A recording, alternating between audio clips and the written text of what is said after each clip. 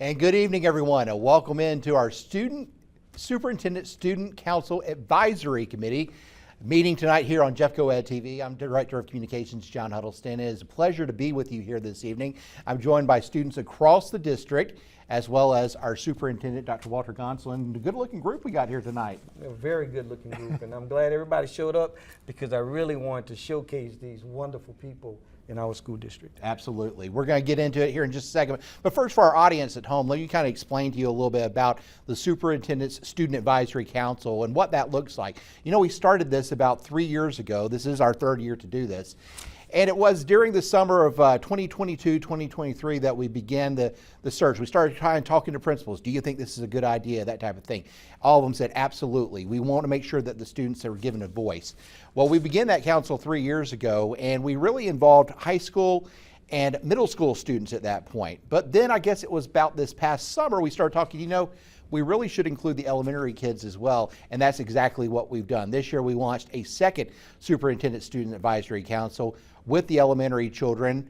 And one other big change that we had this year is before in the past, you know, we rotated through the different zones in the district, and if you were in that zone, you were invited to come to an in-person meeting. However, this year, instead of doing that, we just said, let's get everybody in one location, in person, none of this virtual stuff anymore. Let's get everybody together. That did present some transportation issues and obstacles that we had to overcome, but our team did that, and we certainly want to give a shout out to our transportation department and of course our school bus drivers that got all these wonderful students to meet with us 3 times this year. This is our 4th meeting.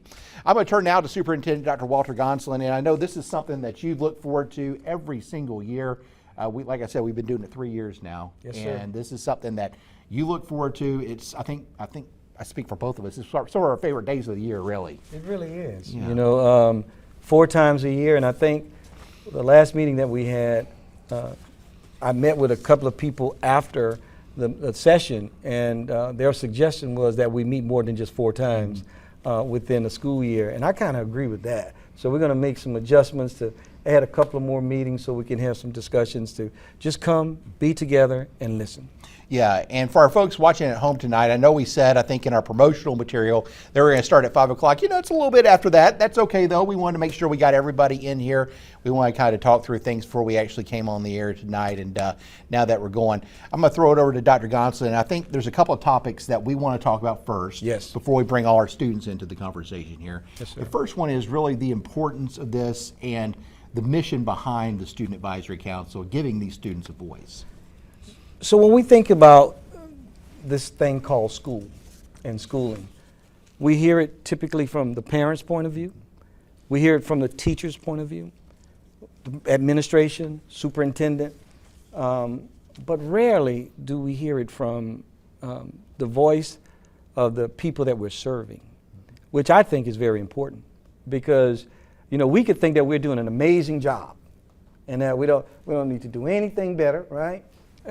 But when you talk to the people that you're serving, they give you a pretty good idea of how things are going, what we should be doing better, what we should stop doing. And I like it because, one, I think it prepares our students to go out in the world and to voice their opinions and to have their voices heard, but also to listen to other people.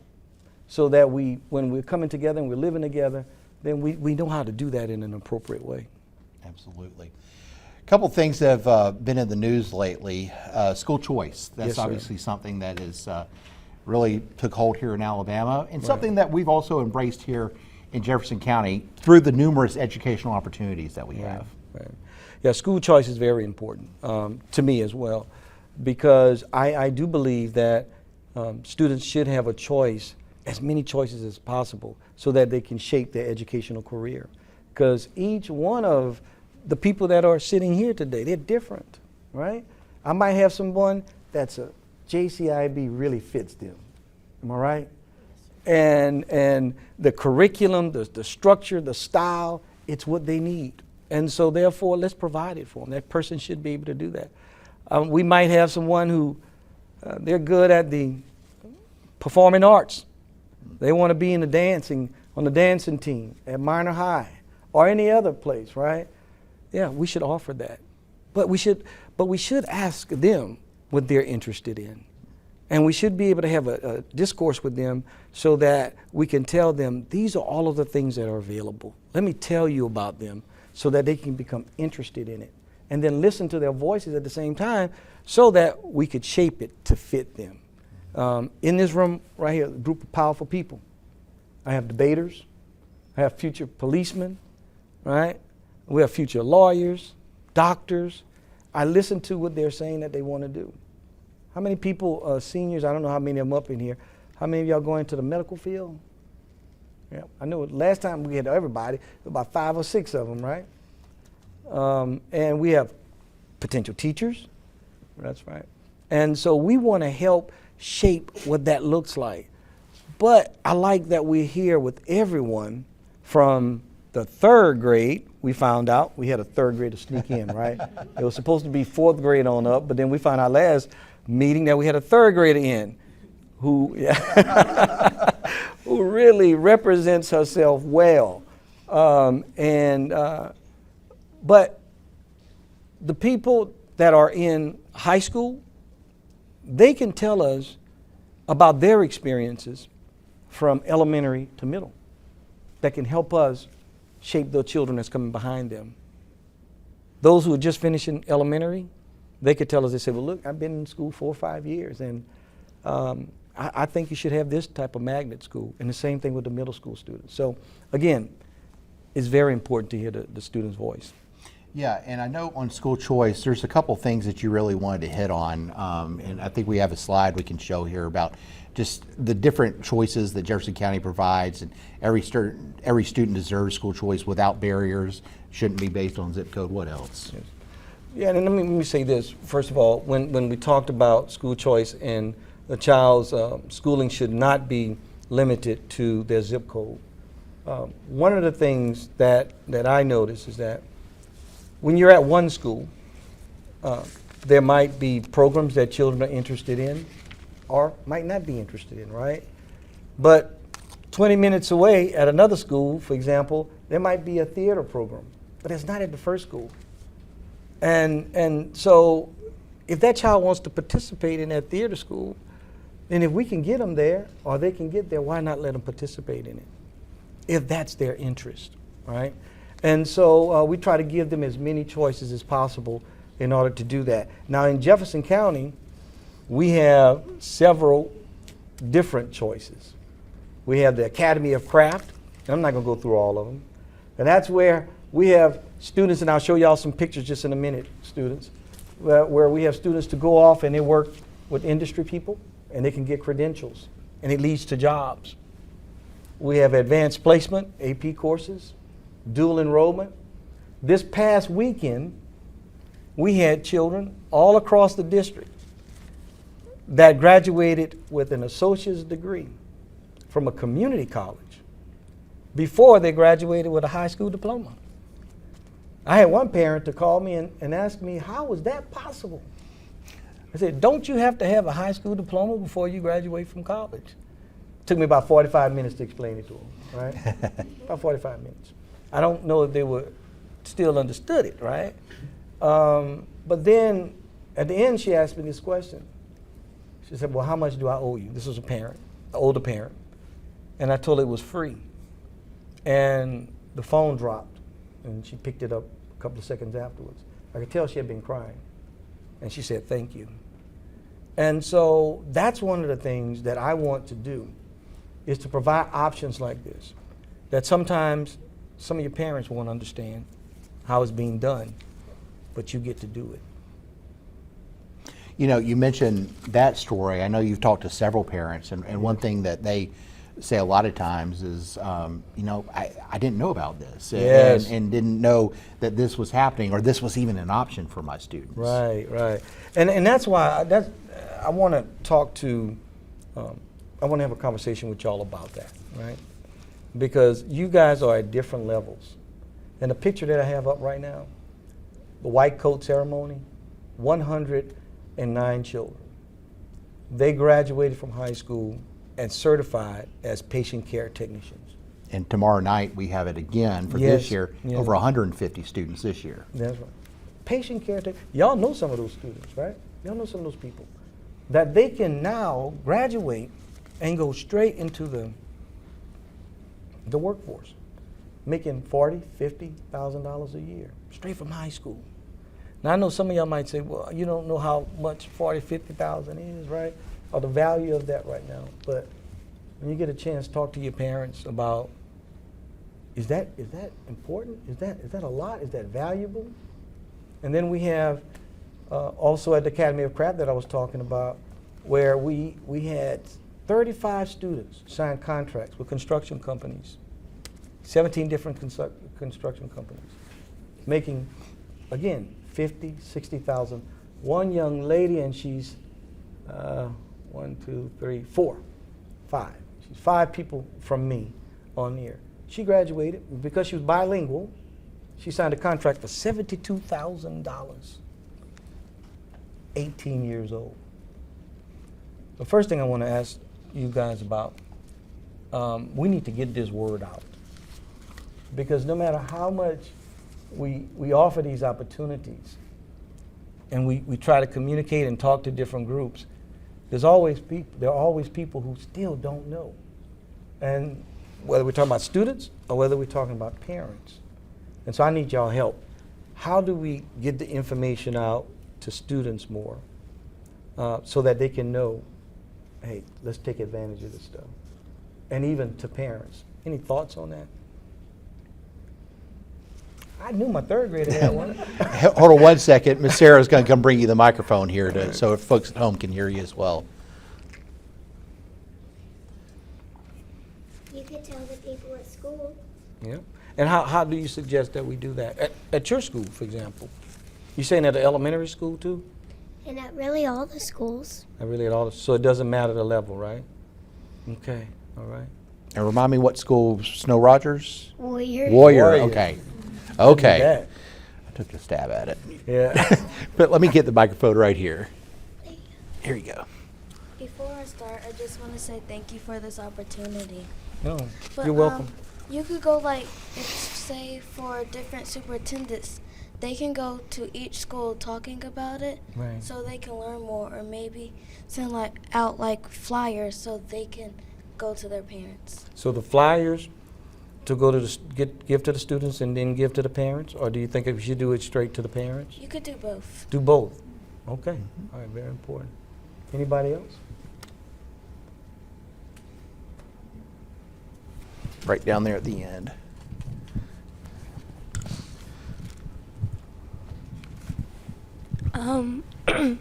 Same as also what she said, I feel like you should tell your parents, let them spread awareness, let them tell their coworkers and they make flyers so everyone can really know, and then also make sure the school districts and stuff should let them know also so they also can make flyers for their school or anything like that.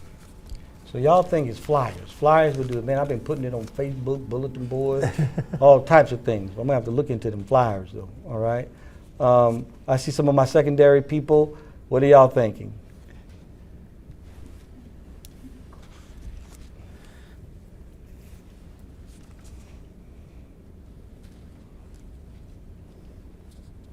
You know, and as we're waiting for the mic to get over Yeah. there, I will say we have done some flyers, and Yes. we've done some handouts, that type of thing. But I think one of the challenges we faced, at least from a communication standpoint, is this is a new way of really doing business for, Yes, it for is. us in education. Right, I mean, right. it's and I think a lot of people, it's hard to grasp sometimes. you know, Right. The it's- concept Yes. is hard to grab. Yeah. Go ahead. So I'm gonna be for real. I'm gonna keep it real how it is. So to be honest, kids don't look at their emails. Let's just be for real. None of my They're not looking seniors at look at their their emails. emails. As many times Okay. we can send it out, they ain't gonna look at it. So I think for me, the best way to get it is to the parents. I know, from my senior parent standpoint, a lot of them wish that my school went to them first, they're going to the students first. Because it can come through as much as we want to, but we don't take it home to nobody, then it goes upon deaf ears. So now you're sitting at home with parents saying what is going on when it's like, well, I told your kid this, well, your kid didn't tell me nothing. So I think for me, it's spreading the word, whether social media is your biggest friend right now. Everybody's on it, Facebook, Instagram, TikTok, all of those things that we have, let's use them to our best. Parents not reading emails either. Yep, come on now. Let's be real. Get 101 of them. That's fine. Well, I'm gonna give it to you straight. You know, on social media where you're strolling. Oh, Jefferson County. Let me make that of an importance to look at. So I think starting with the parents first, then go to the students is best. Because yeah. Let me tell you why this is so important, and we get to my friend here. So if you think about a middle school child, 6th or 7th grade, 8th grade, and they're about to make a decision as to which high school they're going to go to, which program they're going to get into, it is very important, wouldn't you think, for a parent and a child to be equipped with the information so that they can make a good choice. I was meeting with some parents recently, and one lady said that her child chose one program, but later, 2 years later, as a junior, she realized that was the dual enrollment program that somebody can get an associate's degree. And she said, boy, I wish I'd have known about that program because I would have made them go into this program, right? And I said, Mom, we don't want to make them. We want to guide them, right? But we really have to figure out how do we make that conversation important and valuable to that child. Right, we've got a couple of them over here. Yeah. Right here. We can get you next. Yeah. I agree with what she said. I feel like we should give it straight to the students because the students can go to their parents and then the parents can spread it. And even though students may forget sometimes, they will remember it sometime to tell their parents. Eventually they'll remember it, huh? Eventually. I got you. All right. Why don't you just pass it next to your neighbor there? So maybe, like, you could start a research group and you could just build it. Maybe you could tell your friends and then you could just build and build more. But like at our other meetings, how you were talking about how you can contact your administrators and just see, hey, how can we do this? Right. I think that would be a great way to start. All right. Why don't we pass it down there? Come back to you guys in just a second. I feel that a good way to do it would be my school has like STEM nights and stuff where parents and students get to come to school after school hours to see what's been happening at school. And I've also seen meetings happening in like gyms and lunchrooms at these STEM nights. So I think that maybe we could try to get meetings about this program, during at nights like STEM night and just open nights where parents and students get to come. Okay. So that And have the conversations there, then they can go back home and have them as well, right? So it's like not online, which is hard to sometimes reach out to people. It's in person. Okay. Just like how you said when you were doing these meetings online, it was hard. Right. In person right now, it's easier. Okay. All right. Why don't you pass the mic right there? And also, I feel like since we're trying to actually like let people know more, I feel like the most like people who are taking control of like Jefferson County stuff, I feel like we should maybe like go around the city kind of, not all around, but like, you know, around schools and stuff, and then try to make consensus or something like that. Not a whole big party or anything like that, but like place enough, like maybe make a whole food cart and stuff, and then show like, hey, you know, we're letting people know that this and this, and let them know actually how we can all help, and then they'll actually know more. And then make sure to, like, as she said, also like spread it around like on internet, because since now more people are on electricity and everything, we should let them know even like on TikTok, Instagram, YouTube, everything. So you're saying do some showcases, some community showcases, right? To where we go from community to community and showcase some of the programs. Should we involve some of the to children who are participating in those current programs so they could talk about it? Yeah. Okay. All right. I like that. Sarah, can you help get the mic down this way? These are great ideas. Very good idea. Yeah.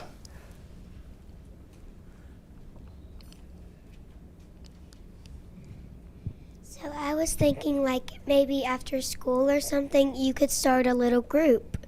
Like in your community park or something, you could start a little group saying, hey, I have these ideas about that, and Yeah. Mhm. So go to the community again. You guys are talking about getting in the community and and let- maybe like and spreading the word. maybe like do some flyers and help the community and say, hey, we're raising money for this. Okay. Mhm. Do it like a fundraiser when we go out, but spread the information about these educational options. And you could tell your friends maybe that go to different schools, and you could let them start one too. Okay. All right.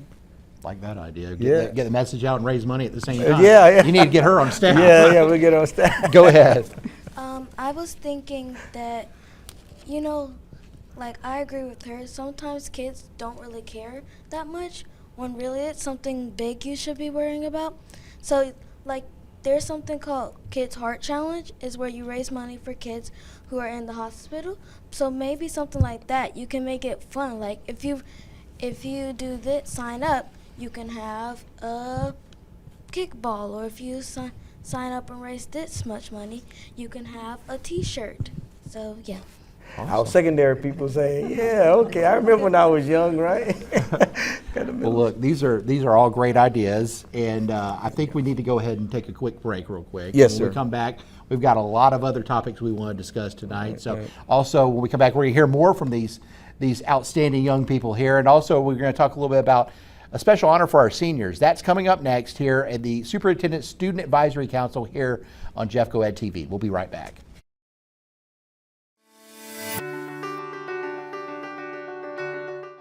Hello, Jeffco Ed family. I just wanted to take this time to say thank you to the teachers of Jefferson County Schools.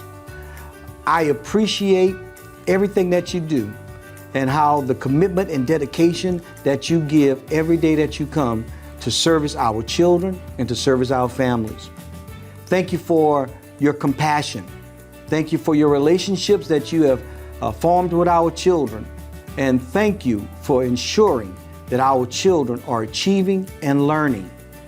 You are our boots on the ground, and without you, we would not be as successful as we are. And just know that you're loved and you're appreciated by not only your students, your coworkers, the families you serve, but by me.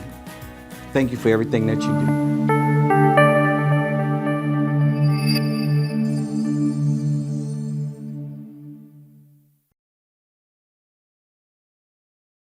Superintendent Student Advisory Council live meeting here on Jeffco Ed TV. I'm John Huddleston, Director of Communications, joined by Superintendent Dr. Walter Gonsoulin, as well as a lot of great young people that we had a great discussion tonight so far, Doc. And I know we've talked a little bit about these educational opportunities and the different ways that we need to spread that news out there. But, we talk about what we've got right now. There's a lot still right now in the pipeline coming down there. That's right, that's right. So we have several different things. We have the Magnet School Program, and I think everyone, you guys participated in one way or the other, whether it's the focus groups, in deciding what should we do. We asked your opinion.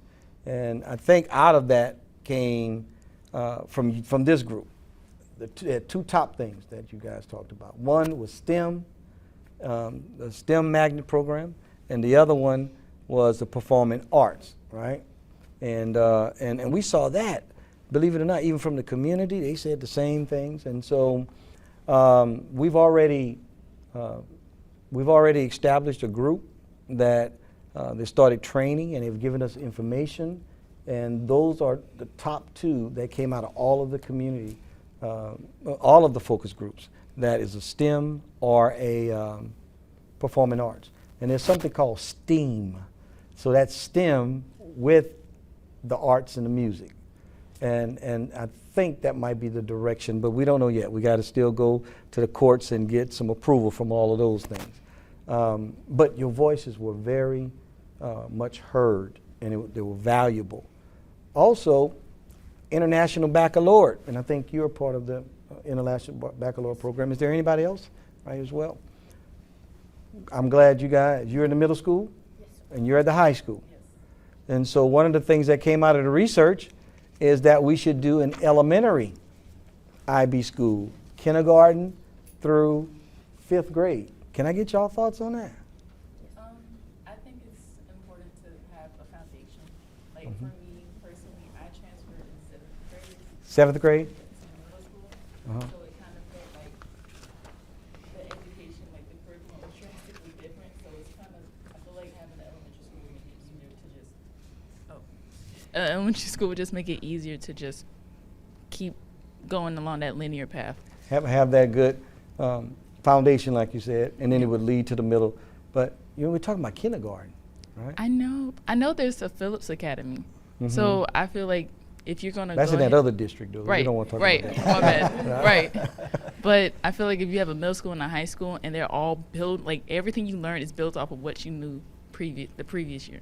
So you're saying kindergartners can do it, right? Yes. Okay, all right. And it also teaches about open-mindedness, diversity. It really just exposes you to the world. So I feel like you should just start when you're young and build up. Very good. I think we have a couple of more. Let's get the mic here, and then we'll go here. Okay.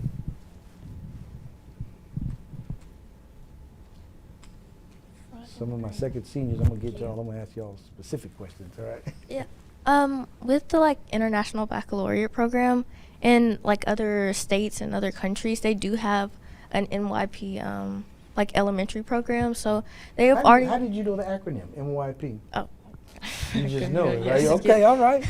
That's the type of stuff that gets ingrained in you throughout all the years. And I understand when I first went to IB, I found it more challenging. I came in 6th grade, and even that transition was a little bit harder. But with kindergartners who minds are more malleable, and you can form them to having that harder curriculum, and that constantly challenges them, but also ingrains values such as open-mindedness and character in them, then they'll be able to build upon that. While finding the program hard and challenging, they'll also find it something that won't make them burn out, which I see a lot in my peers. Okay.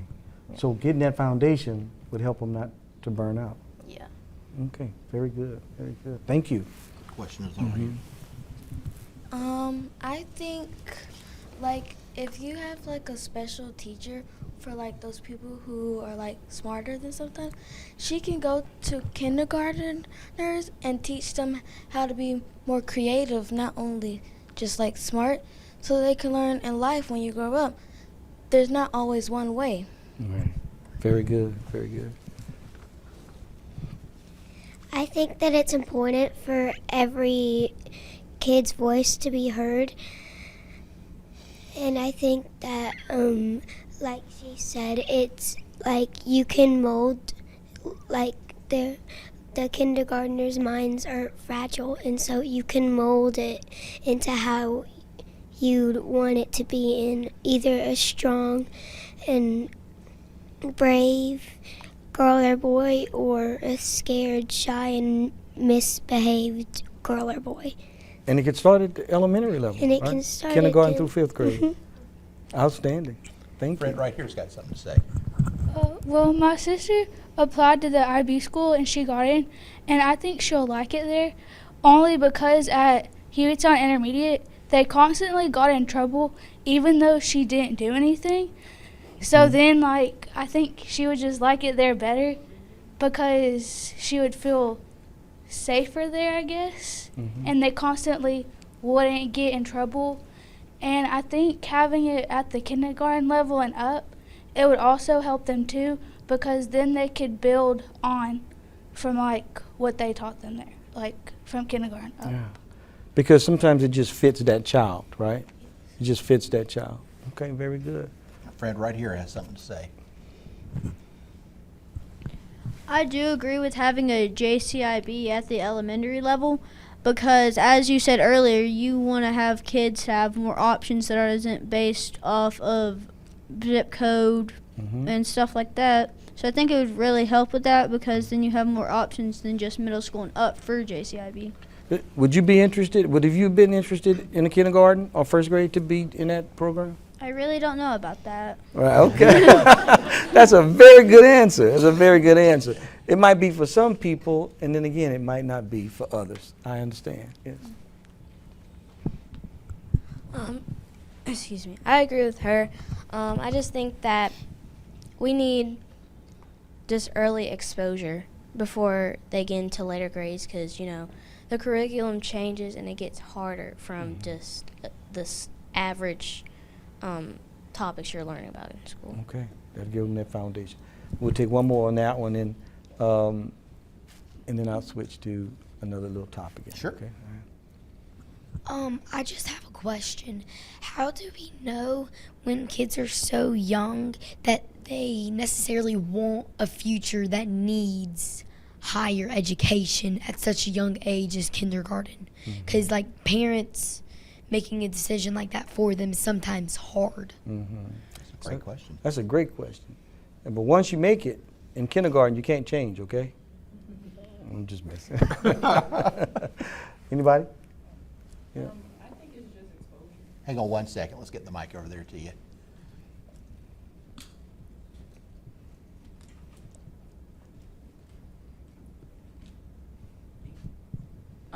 I think it's just exposure, because for me personally, my mom didn't know I went to school outside of district, so that's the first thing. So my mom went out to search and find a better education system for me and my sister to go to. So it wasn't until about 4th grade I had gotten to this gifted program, and that's what made it clear for her that, you know, she wanted me to pursue something that I was more capable of, or something more rigorous, or something that could benefit to my future. Right. So I think, again, just having the exposure, if it's like, sometimes it makes you feel alienated, as crazy as that sounds, just being in the gifted program, you have everyone else doing this and that, Right. and you're kind of just, looking back at it, it's good, but Right. at the moment, it's kind of just like, okay, why am I separated out from Why am I everyone else? separated? Why am I isolated? Right. So, but I think that the elementary exposure, again, it helps you to find your community. I think IB, the whole thing I would say about it is a community. It is just well-rounded, all individuals with the same idea and the same path, in a sense, following. So I think just having the elementary school will work. Because, again, we're not just focusing on kindergarten. It's the exposure. It's just it's the linear. And the same way, if as a person matriculates through that process and they feel that it's not for them, then there's still time to look at other options. Yes. Right, okay. But the exposure would be great. We got several secondary people in here, and we have something called the Signature Academies. Anybody participating in that? Okay. You in the Signature Academy too? Okay. Go ahead. So, okay, there's context. 9th grade year and 10th grade year, I was persuaded by, I go to JCIB. Now it's on the same campus as Shays Valley. So we kind of have exposure to some of their academies, and they had a pre-engineering academy. Yes. And I was saying, I was just I didn't want to go. I'll put it like that. And I was like, I'm not going to go, I don't want to do engineering. I don't like it, this and that, until I applied for the academy. First, I got persuaded by Mr. Gonsoulin, and then I applied for the academy, and I ended up enjoying it, and it ended up helping me to figure out what I'm majoring in college. Which So, is? Civil engineering. Okay. So very good. the engineering in the Signature Academy, even though, I'm part of IB, it was kind of hard trying to put that on my schedule. Right. It helped me to just expose to something I wouldn't just willingly go out and try. Yeah, you wouldn't even thought about that option, Oh, no. right? Like, I was If it so, wasn't available. 9th grade year, I was so worried about choir, and I was like, I don't want to take choir out for engineering, but it ended up working to my future. So. All right. All right. So I think we're ready to kind of transition into just the general Q&A at this point. Is that right, or did you have something else? Well, I do want to talk about student voice. Go ahead. All right. And you guys have had enough time some of you participated in this program 2 years. You've had enough time to be able to voice your opinion as students. Tell me, from your perspective, how important is that for you to be able to sit with the superintendent and talk about your, whatever you want to talk about, your educational experience? Thank you, Dr. Gonsoulin. And throughout the time I've been on this, you've talked about getting in the room several times. Right. And what he means by that is getting to a position where you can talk to somebody who can make a difference in something. Whereas the individual, you might not think you can, but if you can get in that room, like Dr. Gonsoulin says, you can make that difference for your peers and whatever it may be. But the most important thing, in my opinion, that I've gained from being a part of this is not so much being here, but seeing that you are here and you take what we say and you listen to it and you consult, whether it be a deputy superintendent or someone else to get them to weigh in on it. You make actionable change in things that are suggested in here, and I think that means a lot to everybody in the room, and it certainly means a lot to me, Dr. Gonsoulin. Oh, I appreciate that. Yes, sir. And everyone in my cabinet, they know that after I have this meeting, they're waiting with their pad and pencil. Okay, what did you learn today? What did you learn yesterday? Which playground? Did they fix that hole? I don't think so yet. Oh, I went there the very next day. So we got to go back over there and see what's going on, okay? But that's the one thing that our deputies, directors, they go out and I give them a list. These are the things that that we talked about. These are some of the concerns, and then how do we address those things? So and I appreciate those comments, but I want y'all to know that when I hear from you, it means a lot to me, and we're going to see how can we adjust things within the school system. Right? Mm-hmm.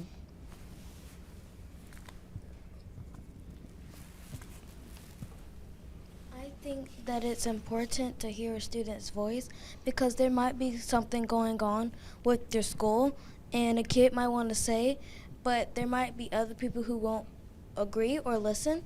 And obviously you're the superintendent of Jefferson County, so we can get accepted to go here and then tell you, maybe you can tell them that that's something that is wrong and you maybe need to fix this. All right. Okay. I think we have something here. I think that it's really important because our voice gets heard, and we might be kind of quiet and shy at our school, like wanting to get in trouble. And here we could just talk about what they think, what you think you need to work on, and if there's any trouble or if there's not. Okay. And things that you'd want to do. Well, and y'all, I want to say something else to that. One part of the student voice is you coming to talk to me about issues or concerns, whatever. But there's another part of student voice and participating in this group. You want to say that? Sure. Uh-huh. Oh, we passed the mic over here. I'll just complete his sentence for him. It's for us to take it back to our communities and share what we've talked about in here and let our student body know about it, whether that's our principals or whether, our administration or our teachers, all the way from the top all the way down. It's about us taking this information and pulling it to our schools or whatever, whether that's when they were talking about ACT scores and how different things impact our ACT score, well, taking that back and taking it to our juniors and our sophomores and our freshmen and letting them know how much that affects us on the state level. It's a back and forth ordeal. We get information from here. I have a direct contact, but also I'm also the direct contact to my school from the boss. So it's a whole big circle of things that we have to complete from one head to the next head. Oh, thank you so much. And that we'll take his in a minute, but I'll tell you that's very important, guys.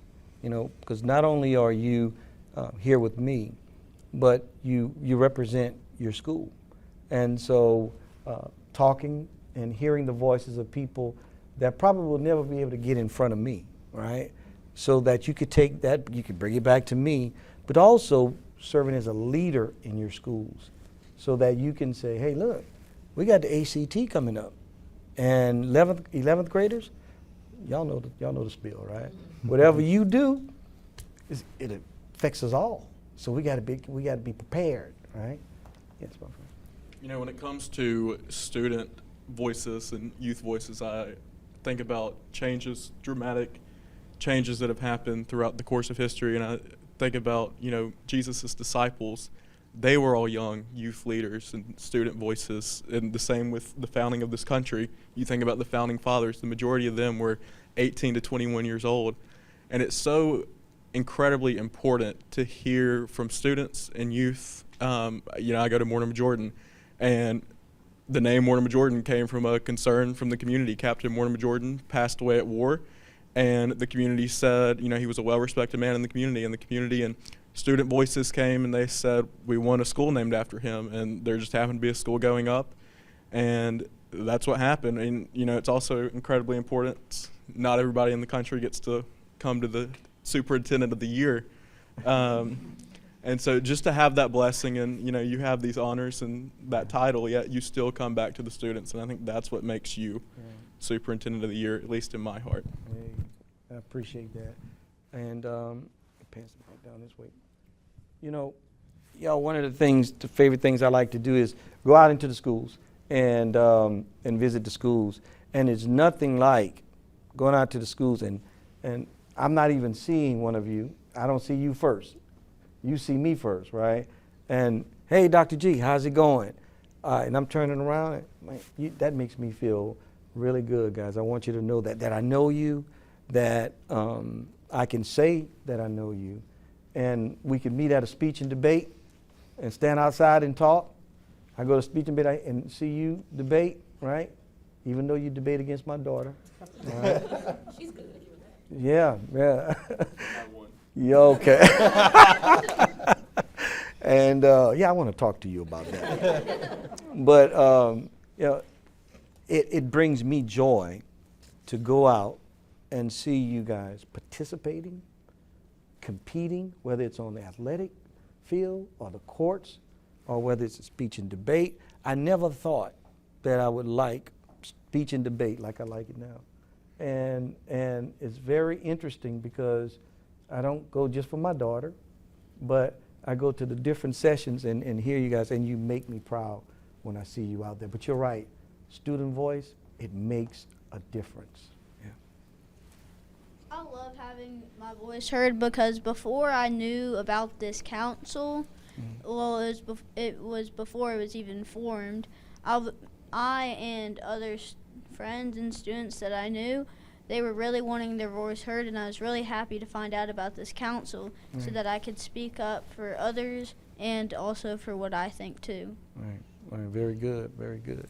Down here at the end.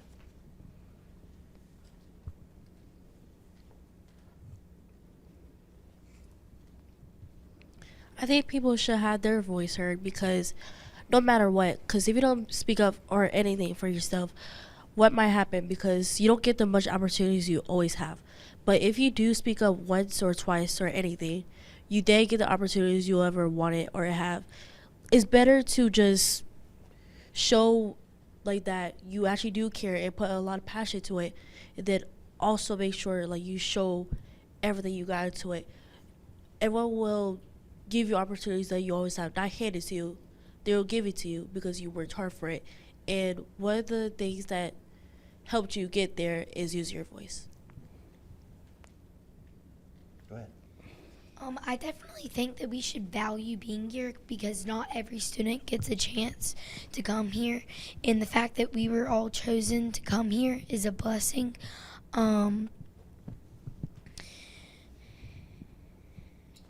Yeah, thank you. Hey, and guys, let me tell you, you said blessing from the student's point of view, and it was from me as well. You know, y'all, we've talked about some pretty tough topics, right? You remember when I didn't cancel school when it was cold that day? Y'all remember that? And boy, the very next session, somebody had it on their mind. We're not gonna say any names, right? To ask me, why didn't you close school, right? And right here, she gave one of the most beautiful answers as to why not. Y'all remember that? When she said, do you remember what you said about closing school? Could you say that again? Well, sometimes you can't close schools because not everyone has privileges at home. With most schools getting free lunch, some kids don't have food at home. So being able to get food and having warm places like school on a very cold day is definitely an advantage for the people who do not have that privilege. Yeah. Do y'all remember when she said that in there? Right. Did that answer the question? It really did, right? And I think what we also learned was that your parents still have a choice to send you or not, right? But if you close the doors, those who need to come, they don't have that choice, right? So you open up the doors, and there will be those who come and those who don't. Very hard topics. How many of you participate in extracurricular activities, sports, or anything like that? What do you participate in? I play volleyball. Volleyball? Where at?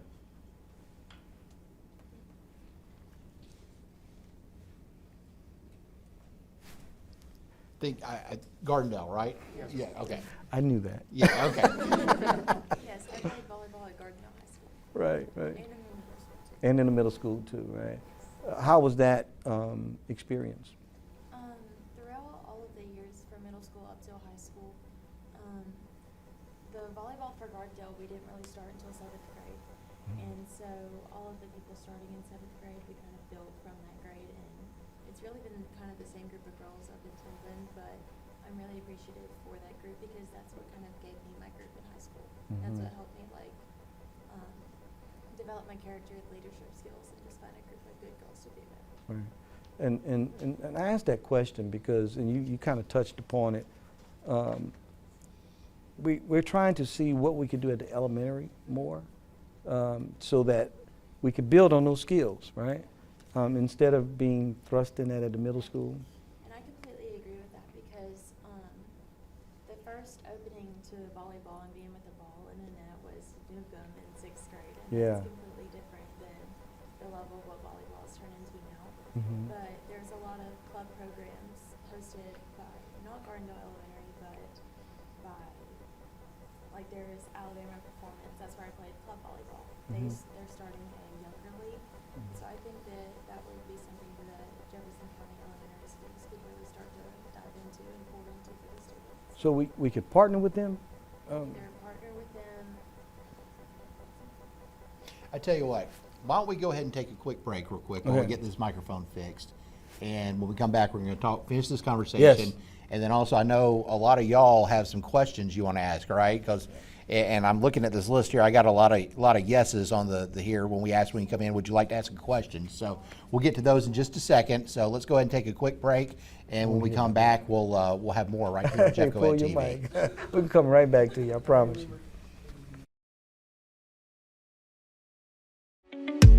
Hello, Jeffco Ed family. We are excited to announce our signature academies.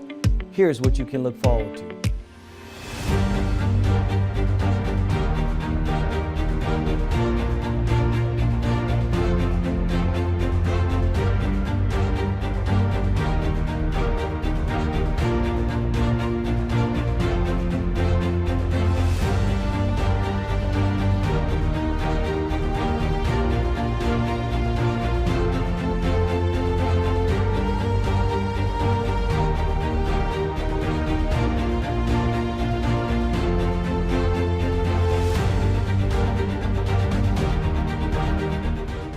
And this is just the beginning. Jeffco Ed's Signature Academies. Learn today and experience forever. And welcome back to the Jeffco Ed Superintendent Student Advisory Council. You know, we had to stretch our legs there for a second, and that's perfectly fine. So we had some technical issues a moment ago, and you know, with live television, I did it for 20 years before I got into education. You know, you can only fix things sometimes, and sometimes they work, sometimes they don't. So we're going to test this microphone live on the air right now. Go ahead and continue what you were saying. Let's see if we can hear you. Testing, testing, testing. How are we good? All right, we're good. Go ahead. Very good. So you were saying that there's this community group that's sponsoring volleyball? Yes. Well, there's a club that I played for called Alabama Performance, and they're located in the Bessemer and Hoover area. That's where they practice. I started there in 8th grade, but one of their alumni who played for them, who also played at Nebraska and now is pro volleyball, Merritt Beeson, she's come back to Gardendale, and she's going to be the high school coach there. Yes. And a passion of hers is to influence the youth of Gardendale to build a bigger volleyball population. And so I think one thing that would be really worth looking into is seeing her thoughts on this issue, and I'm sure she would love the opportunity to get this volleyball going in with the younger girls. The younger, and we have 30 elementary schools, right? We actually have a league of our own that we can create. Major League Baseball is very much interested in creating an elementary baseball league, softball and baseball league in Jefferson County schools. And so that's one of the reasons why I put it out there to see if we think that our children and parents would be interested in something like that. One other thing about this issue is if we give students at these elementary schools the opportunity to participate in sports, then they have a better chance at tryouts when they roll around in middle school compared to these students who their parents have been able to pay for them to play in elementary school, and not just playing club ball, which can get very expensive, but they've gotten the same opportunities as everyone when they roll around to tryouts. You know, that was the same point that Major League Baseball brought up. They were saying that some people do travel ball, and they are participating, whether it's baseball, whether it's volleyball, whatever, and while other children are not participating. So by the time they get to the middle school, those who've already been involved, they got a leg up, right? Versus those others. So we're very much interested in that. Okay. Got one other's right here. A couple more questions right here. A couple more comments, I guess. Okay.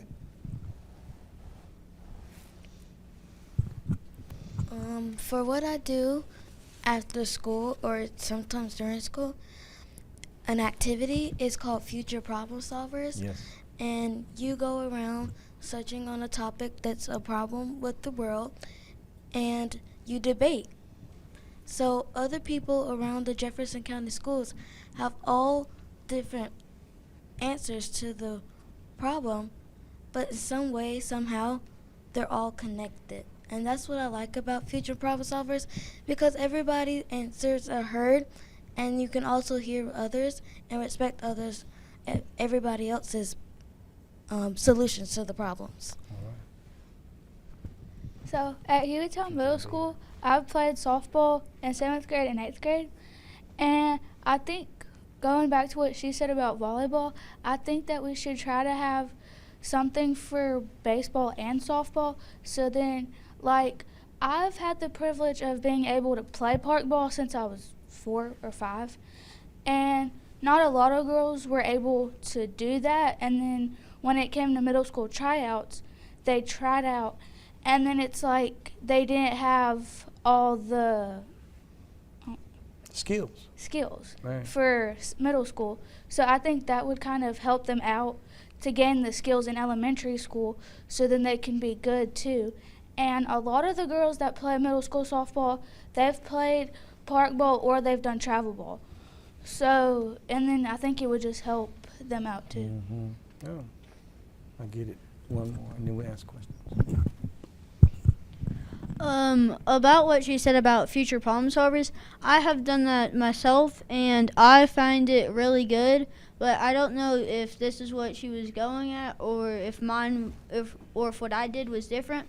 But we went in like these little rooms. We had to do 6 steps, and the last one was an action plan, and we had to go.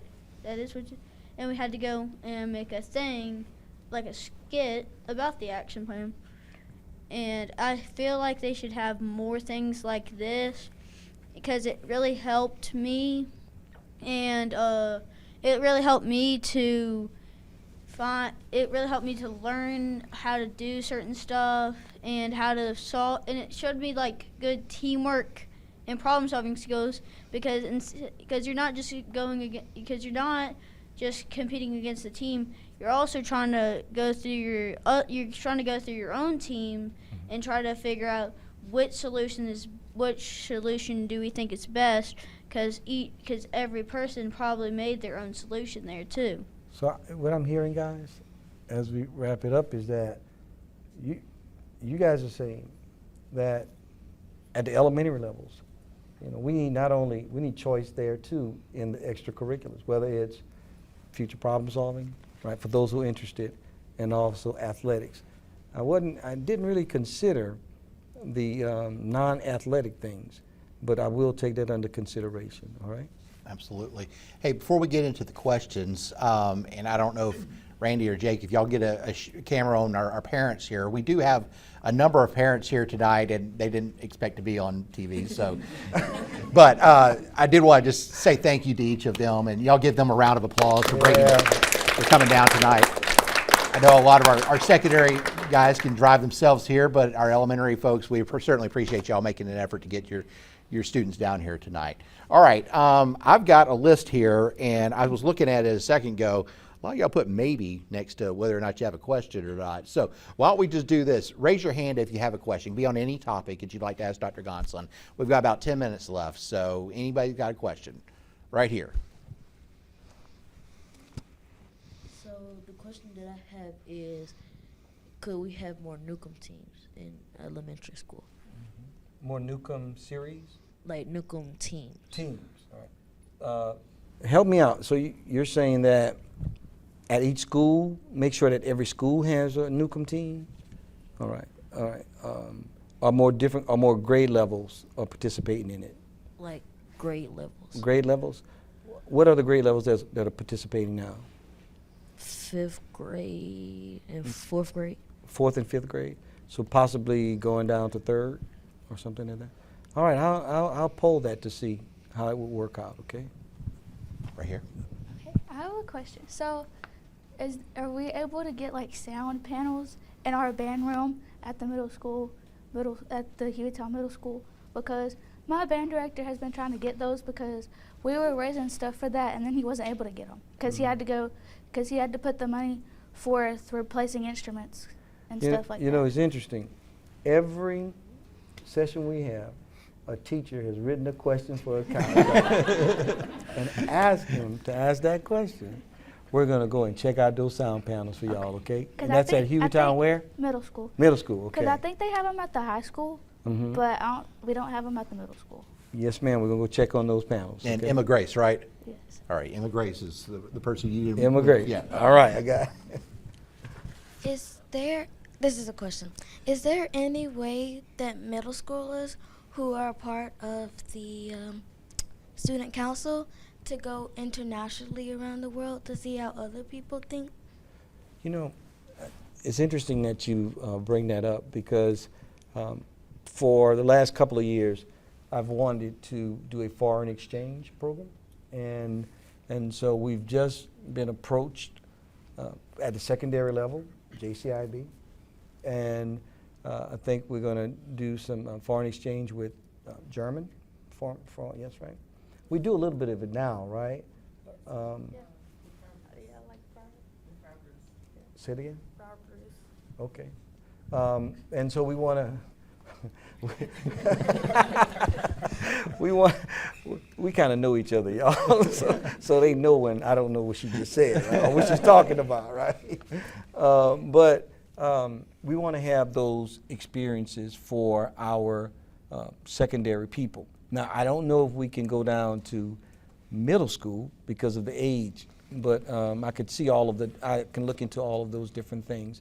A couple of years ago, I went to Israel and visited schools over there, and it was our goal at that time to have, I think, 10 people from here, from this school district, to go to Israel for 12 days and be with 10 students from there, and vice versa, right? And then something, a little war broke out, so that stopped that, right? But we are looking into expanding that more. Okay. Anybody else? Question? Right here.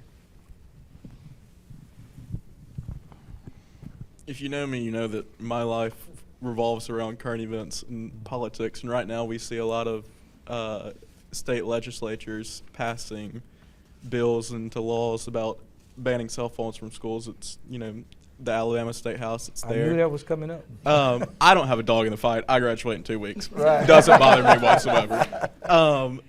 But I was wondering from a standpoint of the superintendent, and I know whatever the state level is you have to follow, but as a superintendent, what do you see?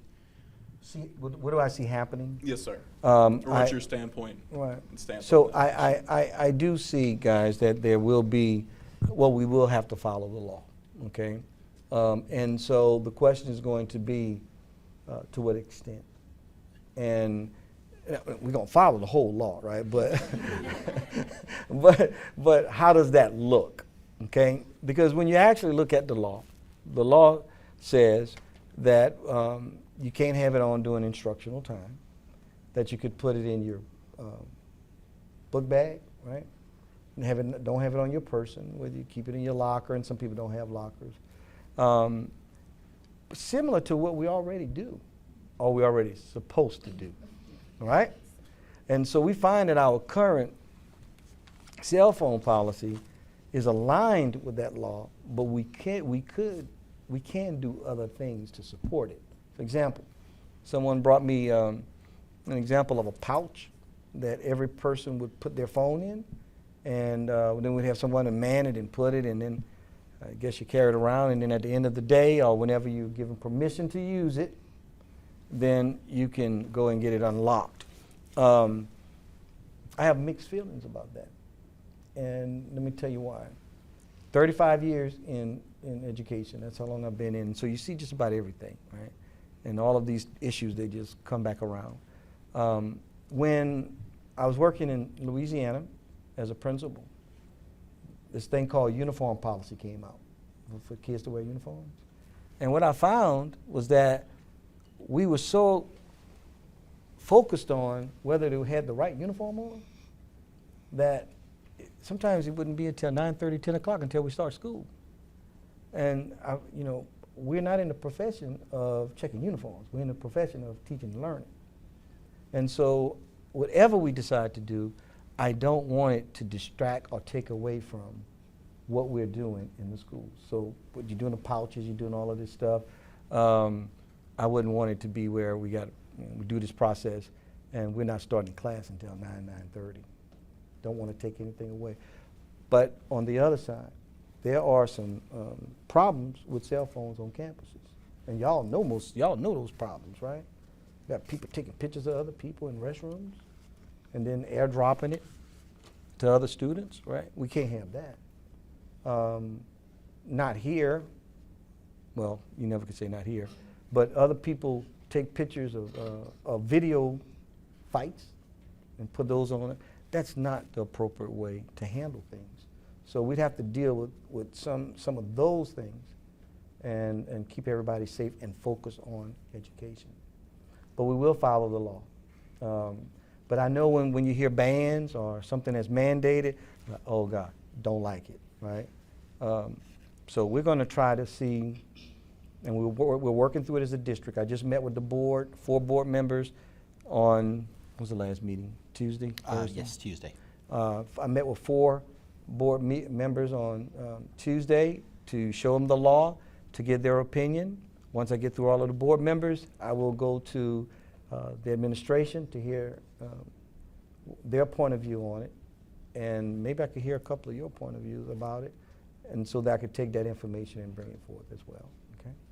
Tell you what, we've got just a few minutes left. Let's get to this young lady right here who's waited very patiently with her hand up.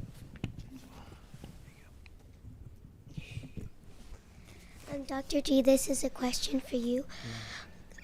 Why can't we learn about God in our schools, in other communities, like focus or like main topic? Okay. Around God. So there is this thing called separation of church and state, right?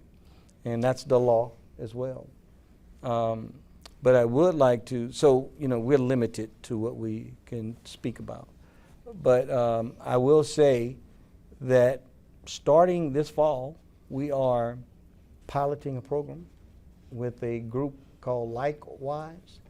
And that particular group, they're going to be working in the Macador area.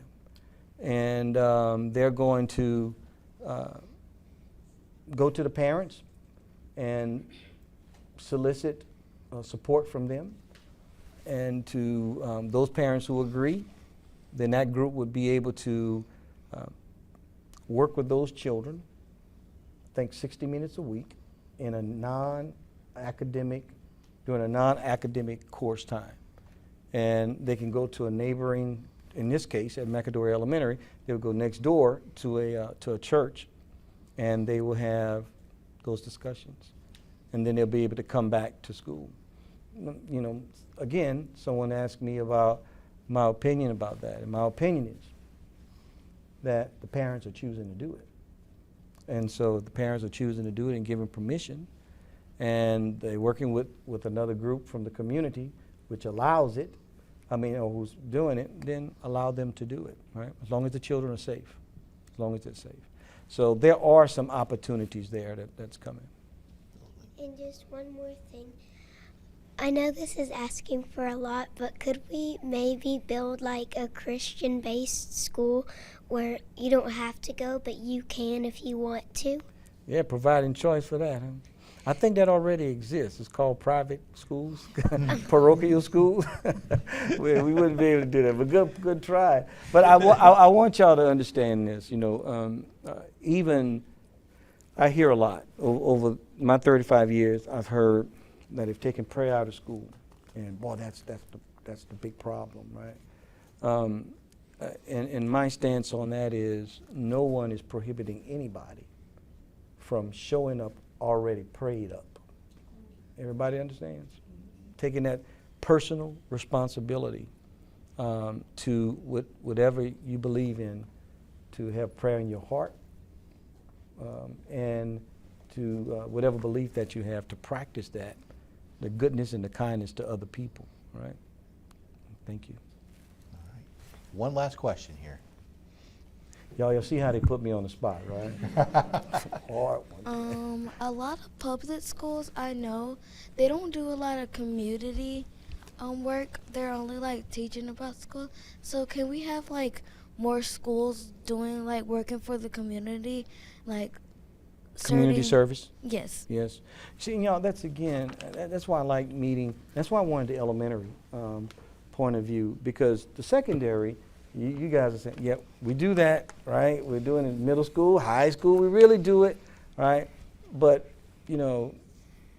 maybe we need to look at those things for elementary schools as well, to provide that somewhere into the curriculum.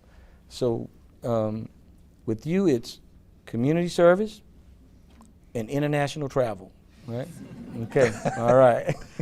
We got it down. All right. Well, I think that's about wrap it up for this evening. Doc, I'm going to give you the kind of the final word here. First of all, I'm going to speak to the students. Well, let me speak to the parents first. Thank you guys for raising these beautiful people and pouring into their lives. And again, I know it's already been said that we said thank you for having them here, but we really thank you for having them here and for allowing them to participate in this program. And then to these beautiful people, I want to thank y'all, because again, this is the highlight of my job.